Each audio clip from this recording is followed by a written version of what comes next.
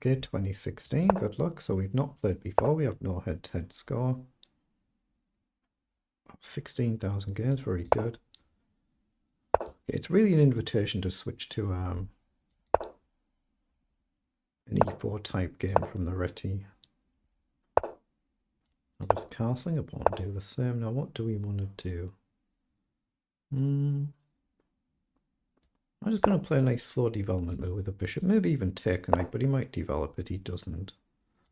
Let's just go c3. Once I commit the e-pawn, my bishop is stuck though, so got decisions to make. But knight up, we can always challenge. Knight across. Just trying to play a nice slow, steady positional game. Guess we could even think about a move like b4 to try and put a real clamp on c5. Pawn up is a bit awkward, isn't it? Yeah, let's develop the knight first. It does run the risk that my bishop's getting a little bit tricky here. Like knight across, we've got decisions to make. Yes, he's putting a clamp on this. So I'm just going to edge the pawn up one, so it gives me an option to counter push again if I need to. So the queen comes down. I think I should develop the knight here. And if we do trade, now I've got the option to trade the bishops if the knight moves anywhere. Or at least in principle. As long as I'm not missing something, some nice tactic which you can always miss on any move. But e3 and c4 looks like a decent sort of concept. I guess we could consider trading the bishops, but it doesn't feel quite right. So I'm going to play e3. So I'm going to commit that the bishop's got no real escape path now. So he launches. Well, actually, that might give me takes, and bishop back. It might do. But do I just play c4? I'm actually going to develop the rook first, because I've got the option to take with a pawn. I could drop the queen back and still go c4. Sorry, drop the bishop back and still c4, or I can just simply take. It's obviously more conventional to take with a pawn. I'm going to go with the bishop and play an early c4, but play it really quickly. Depending on what black does here, I'll play c4 next move. So I think we can still do that. Just mix it up a bit. It does create some slight problems when the rooks get centralized and my queen's in the firing line. So takes. So we're going to take with the knight. You can imagine when the rook's across, my bishop's suddenly got a bit of a problem here. Again, if the knight moves, I think I'm still okay to trade the bishop. Queen in the corner could be a little bit annoying for black. I mean, I guess you've still got the option to simply jump across, but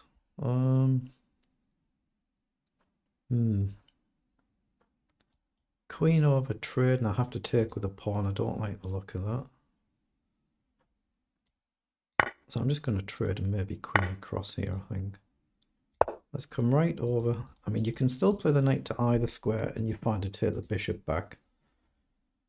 But not much else to do other than maybe rook across. Do we go rook across now? I think we should. Let's activate the rook. Maybe did I miss bishop down there actually again as a nuisance move as well, but it's done now. It is done now.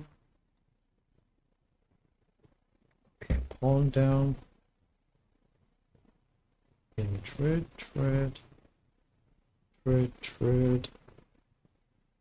Don't see the benefit from it. The takes might be a move. I'm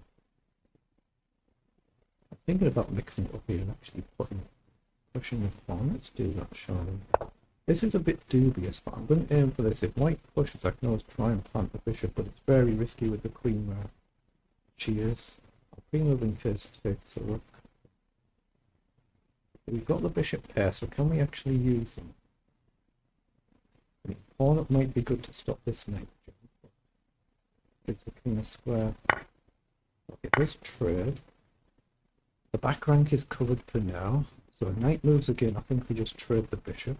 Otherwise, the logical pawn up. I thought we'll just be debating whether they can afford to push, but bishop down, we can gently pressure this pawn from a long distance.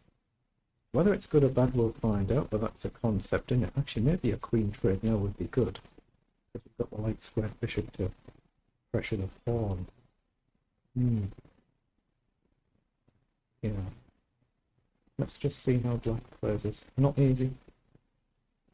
I've got time actually, I've got a little bit of time this game. Okay, so So is queen up a move here? I think we just take, knight take. Queen up. Or bishop down, queen up. Queen up here to hit the pawn. Let's take. I'm looking at queen up to the pawn, idea bishop down.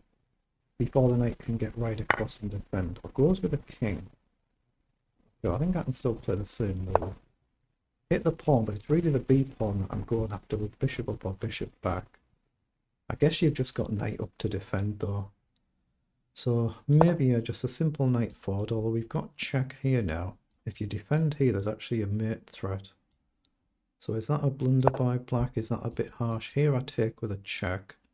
But here it actually blunders checkmate, so you can't go king f8. Maybe that's a little bit harsh to say it's a blunder. Let's just see. Just got to be careful and pay attention. But it's what, 6 pawns each, and it's just bishop versus knight is the balance right now. But I don't see any reason not to take. Worst case, we can throw a check in. So let's just take. Okay. Well, that's another pawn, right, actually, isn't it? It just moved a bit quick there. That's another pawn. Now if we can get the queen off the board, we're definitely better. As long as we don't blunder something silly, and that's the queen off the board, right? So we've got to go for it, but we'll bring a pawn into the middle. Now if we manage to get these pawns off the board, it should be a comfortable win. It should be.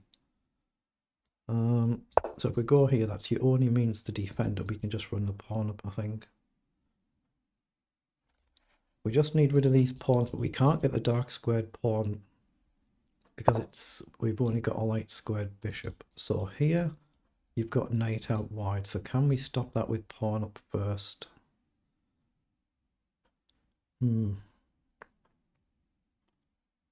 Takes, knight out wide. I'm going to risk it because I've got this and this depending on what black does. Down, I think we just push on. So I think we push there just to stop the king having an easy quick move. Now we take, so we just got one pawn to worry about. But are we too slow here? Yeah, I've got to try and protect, but I can't actually force my way through. I could be lost here actually. This might have gone horribly wrong.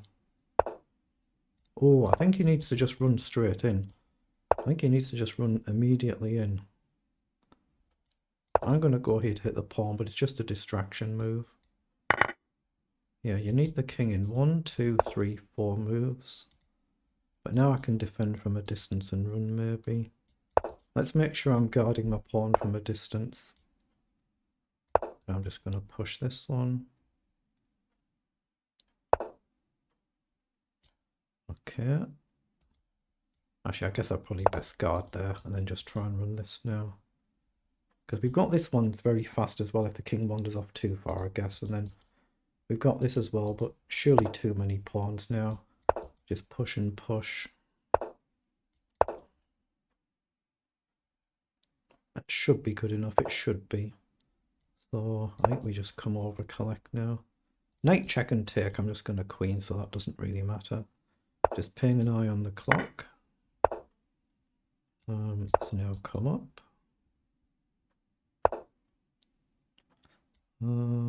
Yeah, just push and push. Try not to blunder a stalemate. They do happen, but the king's definitely got an illegal move here. So we can check and then check. That should be good. In fact, we can even give up both queens to get rid of the knight and then get another queen. That's quite funny actually, isn't it? Let's give up them both and then make sure we get another queen. That's quite funny, that, to get 2 new queens and give them both up. Yeah, just making sure the king's got a square.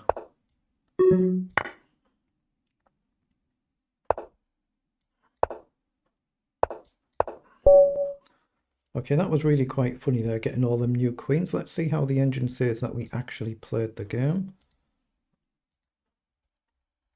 We've got 63 moves, so they're the move times for both players there.